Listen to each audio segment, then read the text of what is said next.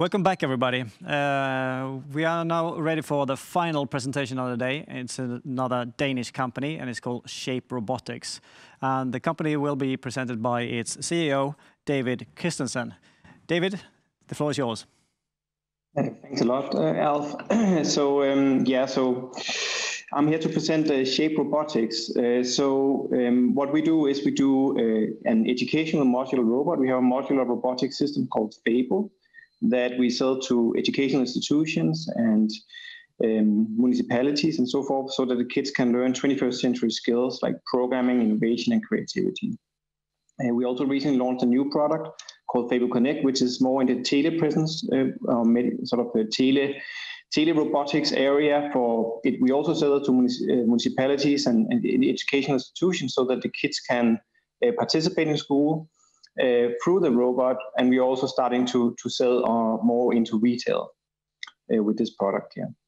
So this is the brief story of Shape Robotics. So it started with me as a researcher at different universities in Denmark, University of Southern Denmark, which is kind of the capital of robotics in Denmark. And then we had a research project at another university called the Technical University of Denmark, where we had a research project together with the Lego company. And there we were developing new products together with them. And then in 2015, we founded Shape Robotics to bring some of the research prototypes that we have been developing to market. And this was the Fable robotic system. It took a couple of years before we started shipping robots, and then we started very quickly thereafter to scale internationally. And then in June this year, we went on Nasdaq First North in Copenhagen. So the reason that we are in this area of business is really that the reality of schools have changed. So this kind of jobs, factory jobs, they don't really exist anymore. So there's no reason to teach the kids in this very old-fashioned way of teaching, which was what schools were originally invented to do. So they were really invented in industrial times, where kids has to follow the directions of a manager, do very structured tasks, and do exactly what they were told, and also do it to a certain quality level, which was exactly the same as their classmates. But this is no longer the case. This is not the skills which are needed in 21st centuries. On top of that, there is a global trend. Robots, computers, automated systems, they're taking over more and more tasks. And according to a McKinsey report, 47% of all job tasks will be automated by 2034. So that means that the schools and education institutions are now in a situation where they actually they need to educate the kids for jobs that doesn't even exist yet. So how do they do that? The solution is really to transform the teaching. So rather than teaching in a very old-fashioned manner, where you're trying to pour information into the student's head, which is extremely inefficient and just, plain tiring and a waste of time for the students, it's much better to teach in a much more hands-on, project-based, creative way, where the students, for example, get to build robots, create with technologies, try to solve a problem, experiment with it, show it to their friends, start to think about what it is they have done, and then in that process they learn something, and that they can bring to the next level. So it's more like learning by doing. And teachers all over the world are taking this type of teaching into their classrooms, but there are also some barriers in this. So teachers don't have a lot of time. They're very pressured on time for preparation and so forth. Also, they lack training. They don't have the technical knowledge to actually bring technologies into the classroom always. And also they fear a little bit this structural change in the classroom, where they're moving from being sort of the expert that has the answer to all the questions to more like a student coach or something like that, that guides the students in their own learning process. And that was the reason we started developing Fable, which is this modular robotic system that's extremely fast and easy to build with, and that fits very well into a classroom environment. So just to show you what this is, I have brought this little video here that I would like to show you how Fable can be used in elementary and middle school, but Fable is really also used a lot in high school and vocational schools as well.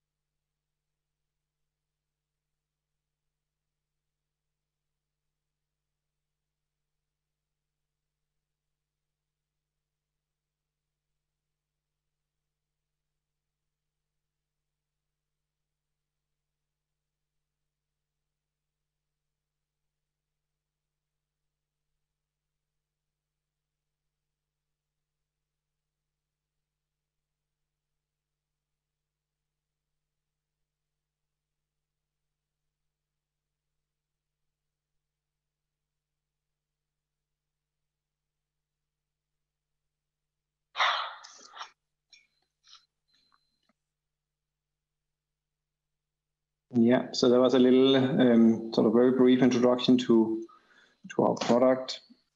If I can get out of this. All right, so with the system, you can build a lot of different kinds of robots, and here are some examples.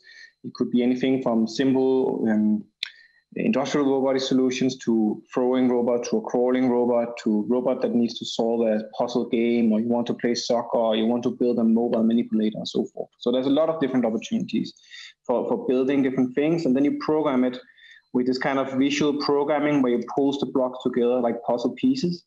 And you can also program it with Python programming. And there's actually, it's possible to, you're programming in Blockly, and then when you're kind of getting stuck and it's getting maybe too simple for you, then you can move on to Python and sort of gradually learn this within our software solution. It also comes with an app. So this is these eyes, where you have the smartphone, and you can use the sensors in the smartphone. You can control the emotions of the eyes and so forth. And this is something that creates a lot of engagement in the system.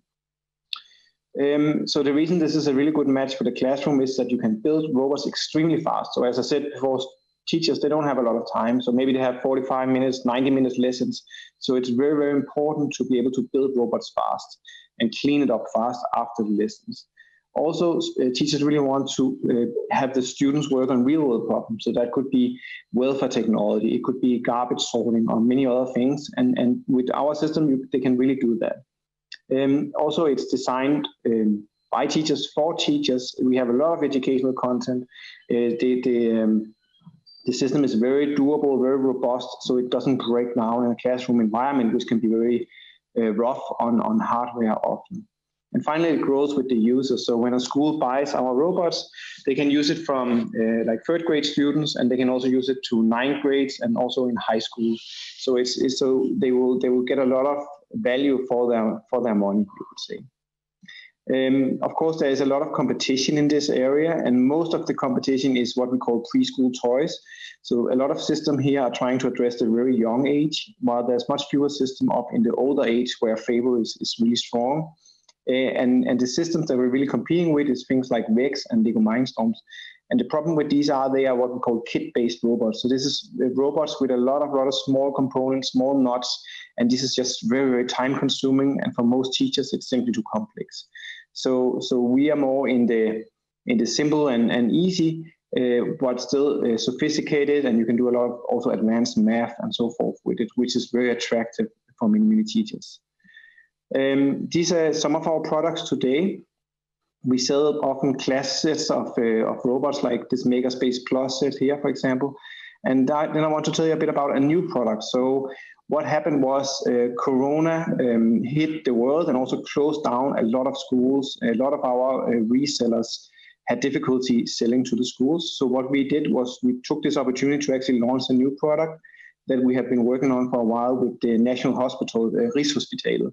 It's a telepresence robot that allows kids to participate in school and be social with their friends through a robot. And this is something that's actually getting a lot of traction now in Denmark, and also starting to get some traction with our resellers, because this is a really good and very affordable solution. So this is a hardware price, and then on top of that, there is also a subscription. And I'll show you. I'll show you in a second what it is. So, but first I just want to tell you, so there are millions, in Denmark alone, there are 75,000 kids who are homebound to some extent or another, and many of them are because of health issues. And what the municipalities need to do is they need to provide homeschooling for these kids who are home for extended periods of time. But this is a very poor solution because you don't get the social aspect, and it's also a very expensive solution because sending a teacher home to the kid is, of course, very expensive. So that's why we made Fable Connect as this sort of your robot body in the classroom, which is just a very effective and very low-cost solution.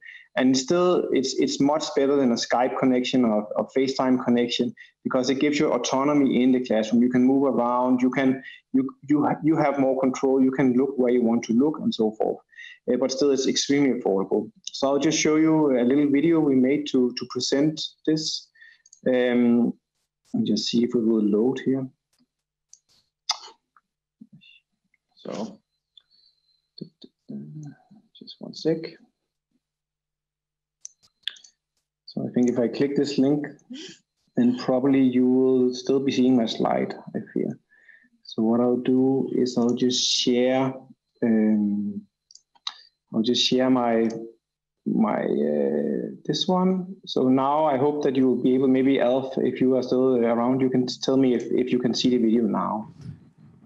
Yes, we can Excellent. see. We can see a film. Excellent. Yes.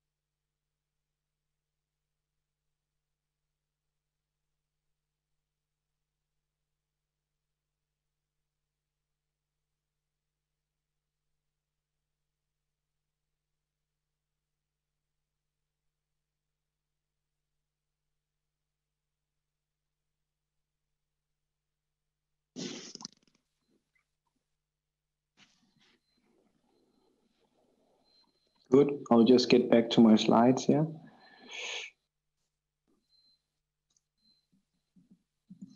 Oops.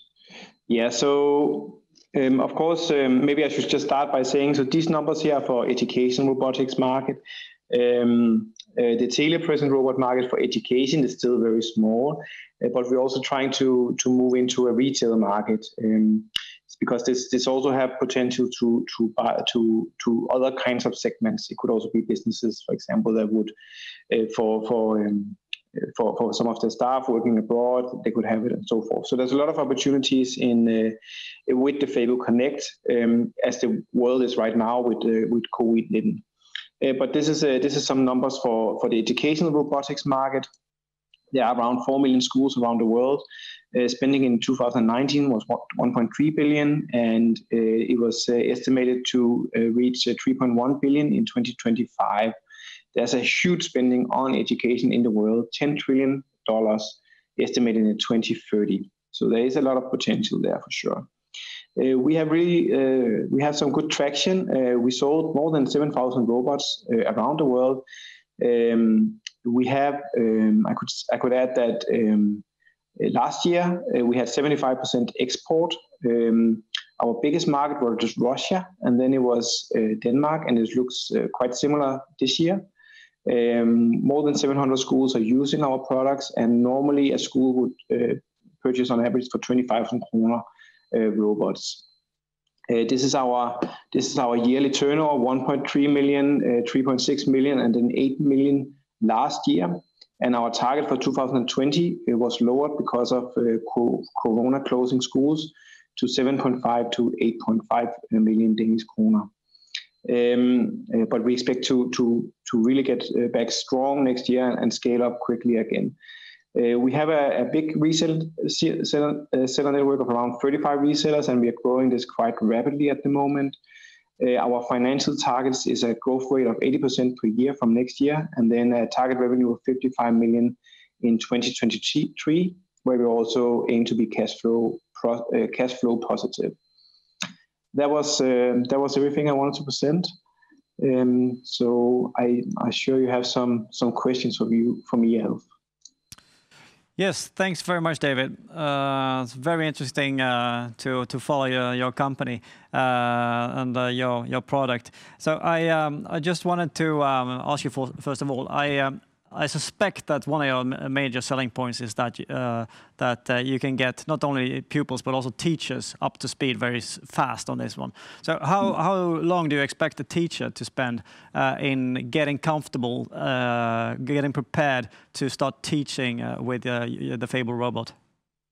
It depends a lot on previous experience, of course. Many teachers have a little bit of experience with some other technologies, doing a little bit of programming. I would say in either case, not more than a couple of hours. So we have a really easy to use getting started guide that they will follow. Some will spend 30 minutes on it and some will spend a couple of hours. And once they have done that and have selected a lesson plan, then they can start to bring the robots into the classroom. It doesn't take so much effort. And I noticed that you mentioned that you have learning materials also that you can provide for classes. Do you have learning materials for all ages so that the teachers can use and lean on? We have for many ages, of course. Some areas are more thorough than others. Of course, there's what's called the STEM topics. I mean, science, math, and physics and so forth. That's some of the topics where we have a lot of content, especially I would say from 7th grade, 8th grade, this kind of area, we have a lot of content. But we're also fairly thorough when it comes to math in high schools, for example. So there's a lot of content, but of course it's also spread out over many subjects and many years. I see. And when you address the school market, I have two questions on that. First of all, how much must a school spend to have a full class kit for teaching? And secondly, who makes that purchase decision for a school? Is it the school itself, its headmaster, or is it the municipality, or who is your counterpart? It depends a lot on the market. So if I take the US as an example, so US, sometimes it will be the individual school, maybe it's a private school, often there will be a foundation that can support those kind of purchases. But often it will be on a school district level, and then the school district will purchase robots for every school in the school district. In Denmark, it's almost always the individual schools, but it's that makes the decision. But in the end, it's the municipality that pays. In Russia, it will be more like big tenders for the schools. So it varies a lot. So it could be like a city or something like that goes in and buys robots for all their schools. When it comes to how much they purchase, I would say most schools will buy what we call a Megaspace set or a Megaspace Plus set. So this is between 20,000 Danish and 40,000 Danish, sort of on average. High schools, vocational schools, they're probably closer on average to 60,000, 70,000 kroner in robots. And I'm sure you have data to back up what you said initially, how much better it is to teach by getting pupils the hands-on experience. Are there documented advances in, for instance, learning and also remembering when the pupils work hands-on? Well, I mean, there's a lot of research. This is not a new thing. It's based on a learning theory called constructionism, and there's been a lot of research in this since the 80s. So it's not surprising that, I mean, just from your own experience, that when you're working with something for real, rather than trying to learn it from lectures or something like that, you'll get to know it much better. I mean, imagining learning to drive a car without actually having to drive it. So there's a lot of things that you learn best by doing. And of course, this is also well documented in research, but it doesn't really have to be. I mean, teachers, they know this by heart. So you don't need to convince them on that one. You just need to convince them to move a little bit out of their own comfort zone, because it's always easier just to repeat a lecture you did last year than to try something where you cannot fully control the outcome. So this is actually the more of the barriers. Well, it's really fascinating. I wish I was a teenager who can play around with this in school, but that chance is gone. Well, thanks very much, David. Well, no problem whatsoever. Okay, I think we'll leave it there. That was the last and final presentation for today. So I want to thank everybody who has been following us on YouTube. And we will also put up all of the clips from today, so you can go back and review them later on if you like. Thanks to all of you. All right, bye-bye. Bye-bye, David.